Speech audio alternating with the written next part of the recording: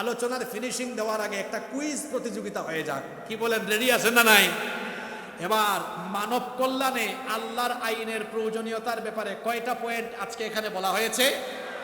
এই 12টা পয়েন্ট কে বলতে পারবেন? এখন 2 জন হাত তুলছে, অসুবিধা নাই, 2 জন বলতে পারলে 2 জনকেই পুরস্কার দেওয়া। বলেন আপনি।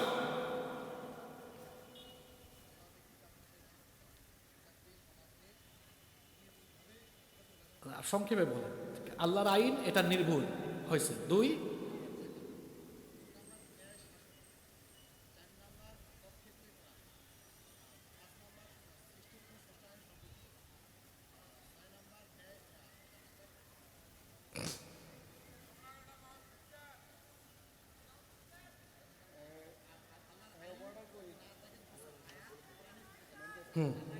আচ্ছা,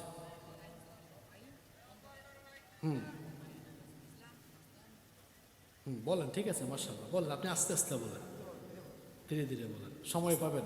ইসলাম মানবতার ধর্ম, মানবতার দিক, মানবাধিকার প্রতিষ্ঠা, মানবাধিকার প্রতিষ্ঠা করে।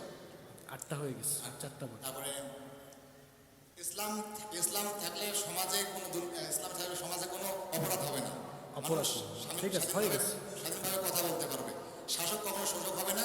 রাসূল সাল্লাল্লাহু আলাইহি ওয়াসাল্লাম আমাদের আগে ইসলামের দাওয়াত দিয়েছে। 12টাই বলে দিয়েছে। কি জাতের অ্যাক্টিভ শ্রোতা চিন্তা করছেন, পয়েন্ট মুখস্থ করে ফেলছেন। দেন এই বাইকে এসে আপনি উপরে চলে আসেন। মাশাআল্লাহ, বলেন মারহাবা। জোরে বলবেন না মারহাবা? উত্তর দিবেন না, আরেকজনকে অ্যাপ্রিশিয়েটও করবেন না, এটা তো হবে না। দেন এই ভাইকে দেন। হ্যাঁ, নোট করলে তো হবে না, না দেখে বলতে হবে। তবে এটাও শোনেন, শোনেন, শোনেন, শোনেন, দেখেন, এইটা হলো আদর্শ মাহফিলের বৈশিষ্ট্য, যে শ্রোতা একদম বসে বসে পয়েন্ট নোট করে নিয়ে যায়। মানে ছেলেটা করছে কি দেখেন, সে এগুলা বলতে পারলেও তাকে পুরস্কার দেওয়া উচিত, না বলতে পারলেও দেওয়া উচিত। সে আজকে আগামীকাল বলতে পারবে এই এলাকায়। তাকে যদি কালকে সকালে বলা হয় তুমি যে মাহফিলে গেলা, হাসিবুর রহমান হুজুরের বক্তব্য শুনলা, তো হুজুর কি বলছে, সে ঠাস করে এটা বের করে বলবে হুজুর কালকে রাতে এই 12টা পয়েন্টের উপরে কথা বলে গেছে যে মানব কল্যাণে কোরআনের আইন দরকার এই 12টি কারণে। ঠিক আছে, তাকে দেওয়া হোক, সে বলুক। ঠিক আছে, আসো, তুমি সামনে আসো।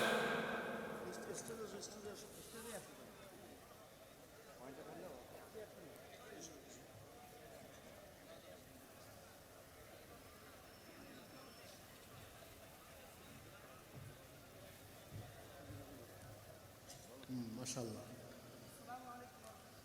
ওয়ালাইকুম আসসালাম। আসসালামু আলাইকুম ওয়া রাহমাতুল্লাহি ওয়া বারাকাতুহু। আমাদের সামনে আমাদের প্রিয় হুজুর, তিনি 12টি পয়েন্ট নিয়ে আলোচনা করেছেন। এই পয়েন্টগুলো আমার মনে থেকে না, এজন্য আমি নোট করে নিয়েছি। আল্লাহ তাআলা আমার স্মৃতিশক্তিতে বারাকা দান করবেন, আপনারা সবাই দোয়া করবেন ইনশাআল্লাহ। আমিন, আমিন।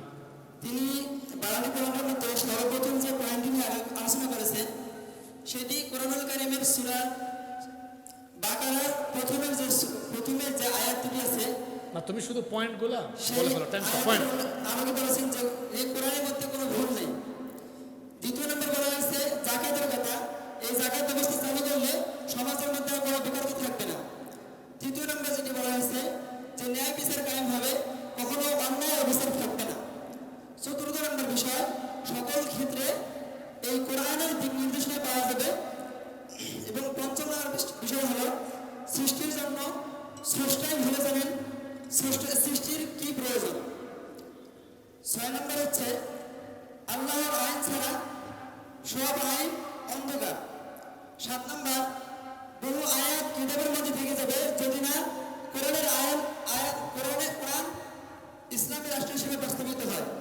7 নম্বর হলো 8 নম্বর হলো সকলের অধিকার প্রতিষ্ঠা হবে। 9 নম্বর, মত প্রকাশের স্বাধীনতা পাওয়া যাবে। 10 নম্বর, অপরাধ থাকবে না, সব অপরাধের কবর হয়ে যাবে। 11 নম্বর, শাসক কখনো শোষক হবে না, বরং সেবক হয়ে জনগণের জন্য কাজ করবে। 12 নম্বর, রাসূল সাল্লাল্লাহু আলাইহি ওয়াসাল্লামকে পাঠিয়েছেন একমাত্র আল্লাহ তাআলার দিন বাস্তবায়িত করার জন্য। মাশাআল্লাহ বলেন, মাইকটা দেন। মাশাআল্লাহ, মারহাবা বলেন। আসেন, আপনার নাম কি? মাশাআল্লাহ, আপনাদের জন্য আমার তরফ থেকে ছোট্ট হাদিয়া। অবশ্যই বসে দেখি তুলবেন। মাশাআল্লাহ, বারাকাল্লাহু ফি ইলমিহিম, আল্লাহ আমার এই দুই ভাইয়ের ইলমের মধ্যে বারাকা দান করেন, বলেন আমিন।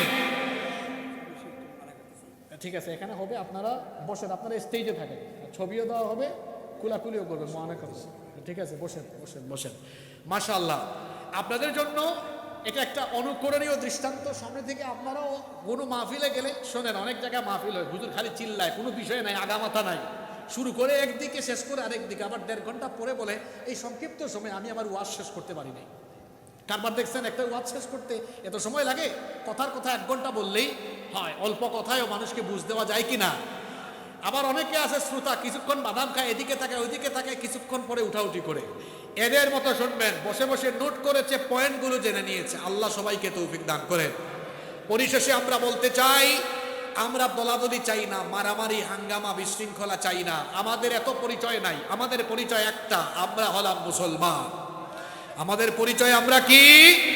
মুসলমান হিসাবে আমরা আমাদের রসুলকে অনুসরণ করে রসুলের দেখানো পথের উপরে আমরা অবিচল থাকবো ইনশাআল্লাহ। মোনাজাতের আগে একটি বিষয়, একজন ভাই লিখেছেন, হুজুর একটা বিষয় জানতে চাই, মাঝে মাঝে এই স্লোগান শুনতে পাই, কোরআন ছাড়া অন্য কিছু মানি না, মানবো না, কিন্তু হাদিস কই?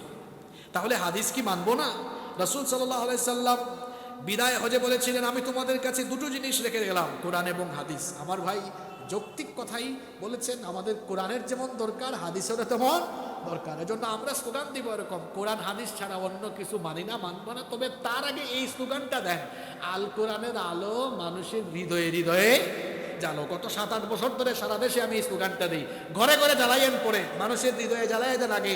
কারণ আমার দেশের বেশিরভাগ মানুষের হৃদয়ের ভেতরে এখনো কোরআন নাই, এখনো কোরআন শুদ্ধ করে পড়তেই পারে না। এজন্য হৃদয়ের ভিতরে কোরআন ঢুকায় দেন, আলোকিত মানুষরা আলোকিত সমাজ গঠন করে ফেলবে ইনশাআল্লাহ। আমাদের কোরআনও লাগবে, হাদিসও লাগবে। কোরআন হলো হাদিসের এই আপনার হাদিস হলো কোরআনের ব্যাখ্যা। কোরআন ও ওহী, হাদিস ও ওহী।